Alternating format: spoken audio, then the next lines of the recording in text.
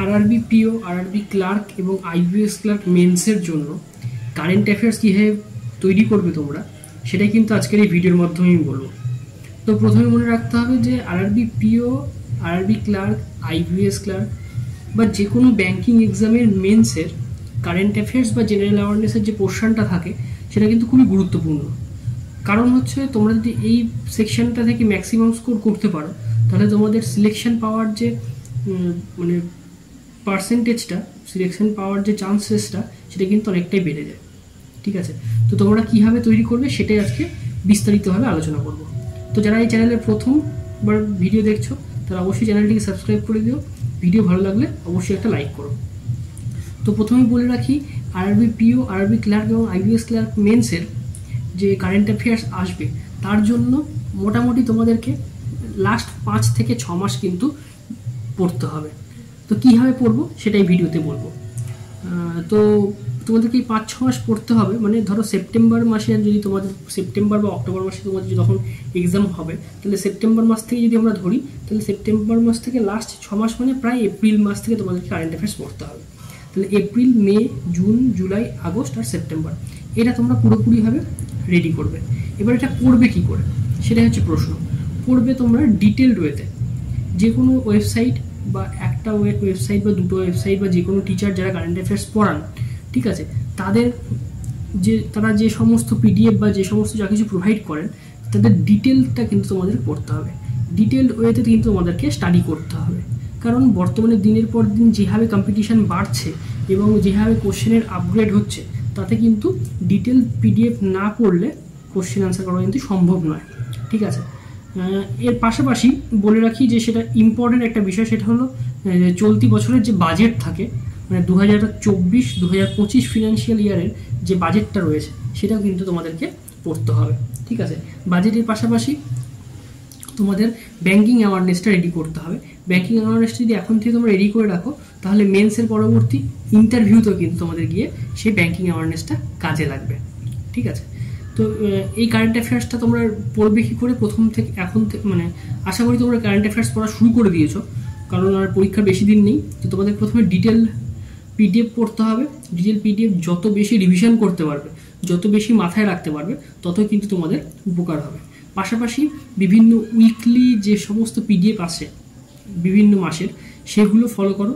সেখান থেকে তোমরা মক দাও বিভিন্ন ওয়েবসাইটে গিয়ে, বা তোমরা যে সমস্ত মেন্সের মক দিচ্ছ সেখানেও কিন্তু তোমরা যে কারেন্ট অ্যাফেয়ার্সের যে সেকশনগুলো পাবে, ঠিক আছে, বা জেনারেল অ্যাওয়ারনেসের যে পোর্শনটা থাকবে সেটাকেও তোমরা অ্যাটেন্ড করো, এবং যে প্রশ্নগুলো তোমরা পারছো না, ঠিক আছে, সেগুলোকে মার্ক করো, সেগুলোর উত্তর দেখে সেগুলো ডিটেল পড়ে নাও।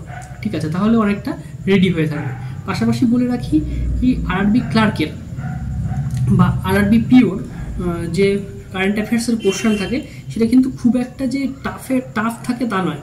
ঠিক আছে, মোটামুটি 25+ কিন্তু আরাম করেই অ্যান্সার করতে পারবে তোমরা। তো সেখান থেকে যত বেশি অ্যাটেম্প্ট হবে, যত বেশি নাম্বার তোমরা ক্যারি করতে পারবে, সেটা কিন্তু তোমাদের অ্যাডভান্টেজে থাকবে। ঠিক আছে, তো এটুকুই বলবো যে কারেন্ট অ্যাফেয়ার্সটার উপরে গুরুত্ব দাও।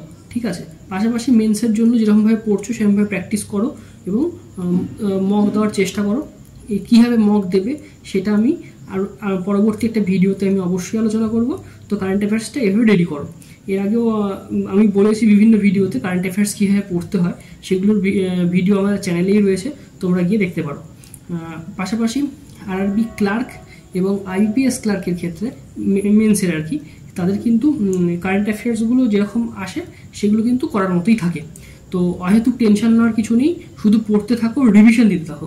যত বেশি রিভিশন দেবে, যত বেশি মাথায় থাকবে, তো তত কিন্তু তোমাদের বেশি পরিমাণে অ্যান্সার করতে পারবে পরীক্ষায়। আর একটা জিনিস বলে রাখি, খুব ইম্পর্টেন্ট বিষয় একটা, ধরো কোনো একটা টপিকে তুমি কারেন্ট অ্যাফেয়ার্স পড়ছো, ধরো কোনো একটা মাসে তুমি কারেন্ট অ্যাফেয়ার্সে পেলে যে আমাদের এশিয়ান ডেভেলপমেন্ট ব্যাংক রয়েছে, ঠিক আছে, আমি একটা এক্সাম্পল হিসেবে বলছি যে এশিয়ান ডেভেলপমেন্ট ব্যাংক ভারতের কোনো একটা ডেভেলপমেন্ট পারপাসে ধরো $100 বিলিয়ন দিয়েছে। ঠিক আছে, তাহলে কি করব, তো এবার এই এশিয়ান ডেভেলপমেন্ট ব্যাংকের যত স্ট্যাটিক থাকছে সেটা তো আমরা রেডি করবই। পাশাপাশি প্রিভিয়াস মান্থে যদি এই এশিয়ান ডেভেলপমেন্ট ব্যাংক রিলেটেড কোনো নিউজ আমরা পাই, সেটাও কিন্তু একবার রিকল করার চেষ্টা করে নেবে। তাহলে কি থাকবে যে একটা সূত্র ধরে কিন্তু আরও 4-5টা বিষয় চলে আসছে, সেক্ষেত্রে কিন্তু তোমাদের মনে রাখতে সুবিধা হবে। এবং পরীক্ষাতেও কিন্তু যখন এশিয়ান ডেভেলপমেন্ট ব্যাংক রিলেটেড কোনো প্রশ্ন দেখবে যে এই পারপাসে কত টাকা দিয়েছিল, তখন কিন্তু তোমার পুরোটা মনে পড়ে যাবে। ঠিক আছে, তো এই বিষয়গুলো কিন্তু তোমাদেরকে মনে রাখতে হবে। তো এইভাবে রেডি করো। পাশাপাশি যে অলিম্পিক আমাদের গেল, সেই অলিম্পিকটাও কিন্তু খুব ইম্পর্টেন্ট। সেখান থেকে ডিটেল তোমরা পড়বে যে ভারতবর্ষ কটা মেডেল পেয়েছে, কে কোন বিষয়ে মেডেল পেয়েছে, এটা কিন্তু খুব ইম্পর্টেন্ট। আবার প্যারা অলিম্পিক চলছে, সেটার ক্ষেত্রেও কিন্তু তোমাদেরকে রেডি রাখতে হবে। তো চলো এইভাবে তোমরা রেডি করো, আশা করি ভালো হবে। তো আজকের ভিডিওটা এ পর্যন্তই, দেখা হচ্ছে নেক্সট ভিডিওতে।